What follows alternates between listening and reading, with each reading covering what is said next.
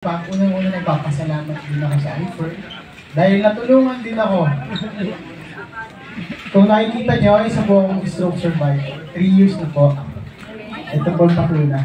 Yeah.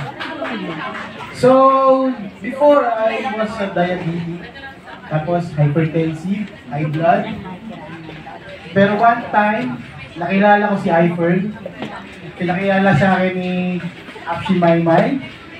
And then sinubukan ko dahil doon sa doubt ko. Sabi ko, okay ba to? And then tinake ko siya.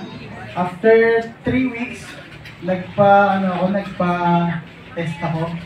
So, nawala yung yung diabetes ko, naging 4.0.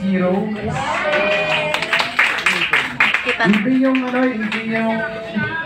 high blood ko nawala. Tapos naging normal ang tulog ko.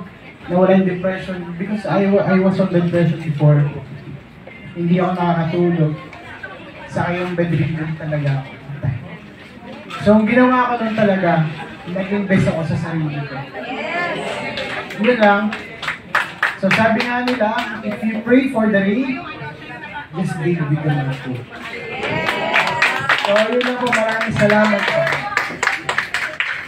Nag-take ko po dati, 2 capsules sa morning, tas 2 capsules sa evening ng Fern D. Tapos sinabayan ko rin ng Fern Active. So, parang yung nawala yung pamamanhid ng mga kamay ko, tapos minsan masakit yung braso ko, nawala rin siya. So yun, tapos sinabi ko din sa doctor ko, tuloy-tuloy ko lang daw yun, sabi sa akin.